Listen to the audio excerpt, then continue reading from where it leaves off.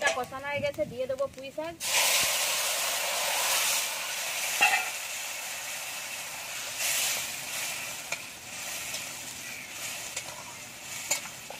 দেবো ভেজে রাখা মাছের মাথা।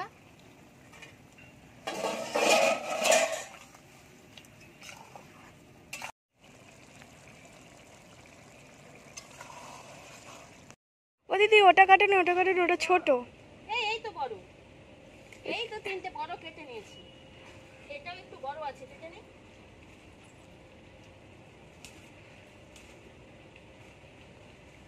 এটা হবে? দেখো তোমার রান্নার অনুযায়ী নাও। না, আর দুটো নিতে হবে।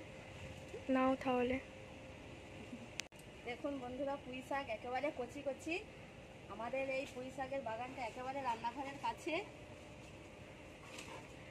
পুঁই শাক কেটে নিচ্ছি। আজকের পুঁই শাকের একটা রেসিপি আর ডিমের রেসিপি দেখাবো একেবারে নতুন পদ্ধতিতে। এটা নেবো, এটা নেবো না, ওটা ছোট মনে হচ্ছে, একটু বড় দেখে নাও। বড় আর নিতে পারে, কাটলাম না। এটা নিচ্ছি। আর নিও না, থাক। হবে এতে?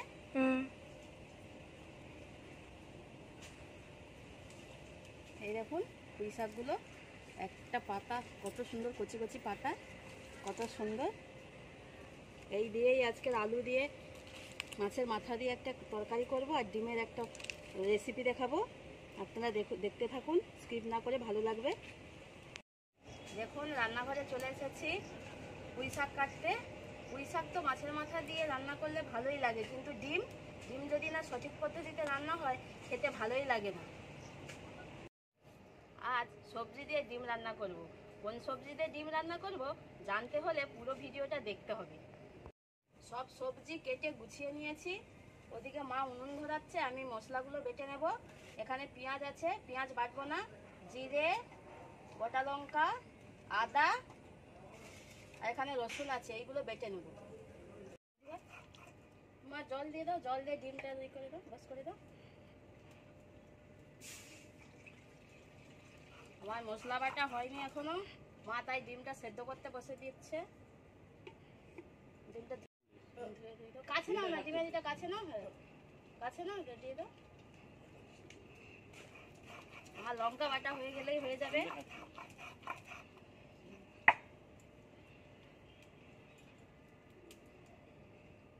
আর একটু জল লাগবে, পরে দিয়ে দেবো। একটু লবণ দিয়ে দাও, লবণ।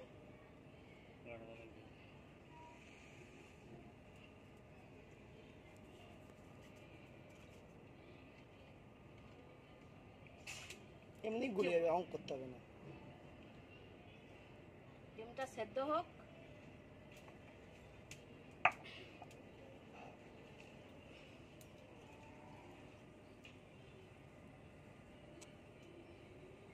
থাক বলছি।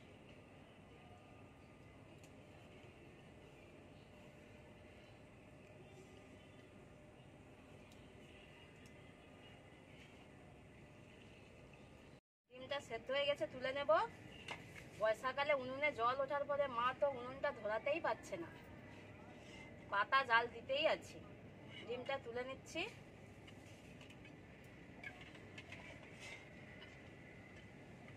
ডিমটা সবসময় তোলার পর ঠান্ডা জলেই দেবে।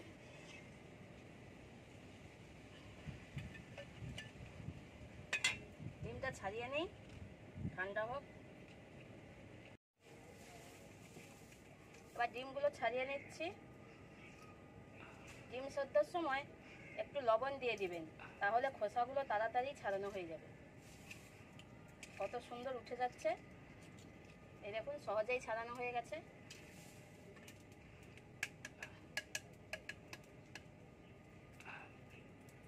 আমি ডিম ছাড়াতে ছাড়াতে মা ওদিকে পটলগুলো ভেজে নেবে। মা দিয়ে দাও, কড়াইয়ে তেল দিয়ে দিয়েছে, সর্ষের তেল।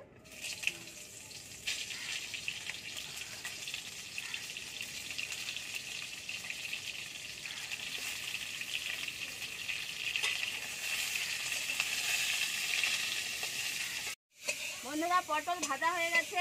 পটল আমি লবণ আর হলুদ দিয়ে ভেজেছি, তুলে নেব। কড়াইয়ে দিয়ে দেবো গরম সরষের তেল। এবার ডিমটা ভেজে নেব। ডিমের লবণ আর হলুদ দিয়ে মিশিয়ে নিয়েছি।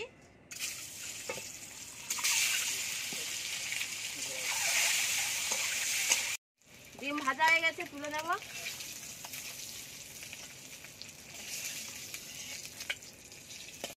ওই তেলে দিয়ে দেবো পেঁয়াজ কুচি,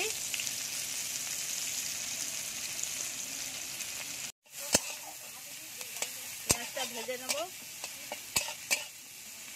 পেঁয়াজ ভাজা হয়ে গেছে, দিয়ে দেবো রসুন বাটা,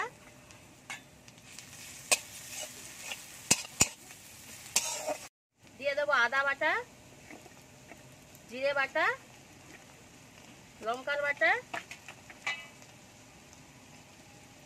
হলুদ গুঁড়ো,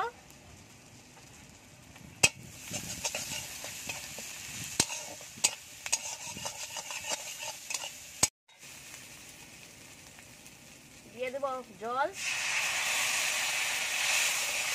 ভালো করে মশলাটা কষিয়ে নিতে হবে। এই দেখুন মশলা কষানো হয়ে গেছে, মশলা থেকে তেল ছেড়ে দিয়েছে। দিয়ে দেবো ডিম আর পটল,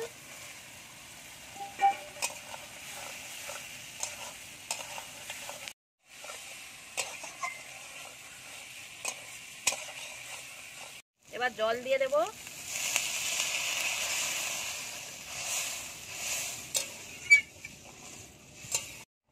পরিমাণ মতো লবণ দিয়ে দেবো।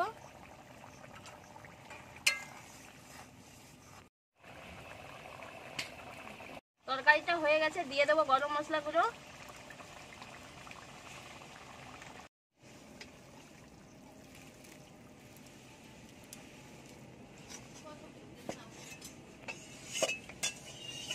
পুঁই শাকের তরকারির জন্য মাছের মাথাটা ভেজে নেব। তার জন্য দিয়ে দেবো সরষের তেল, মাছের মাথা। মাছের মাথাটা আগে থেকে নুন হলুদ দিয়ে মাখিয়ে রেখেছিলাম। মাছের মাথাটা ভালো করে ভাজা হয়ে গেছে, তুলে নেব।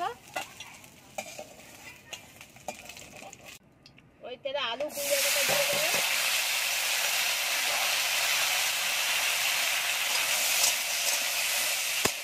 দিয়ে দেবো লবণ, হলুদ গুঁড়ো। মানে পুঁই শাকের চচ্চড়িটা একটু অন্যরকম ভাবে করবো।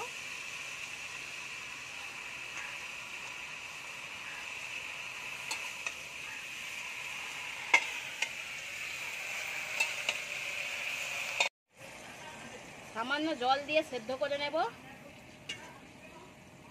ঢাকা দিয়ে দেব।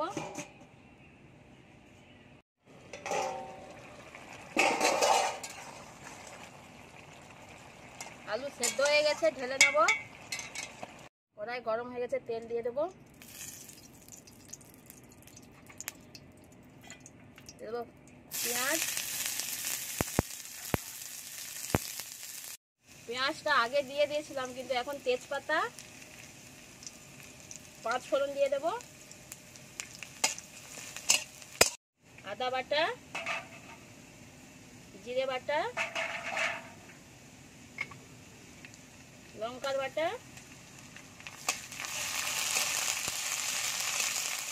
হলুদ গুঁড়ো দিয়ে দেব। মশলাটা কষানো হয়ে গেছে, দিয়ে দেবো পুঁই শাক।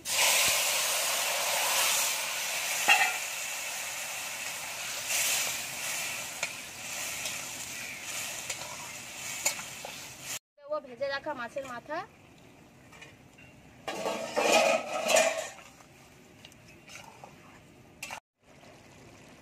তরকারিটা হয়ে গেছে, নামিয়ে নেব।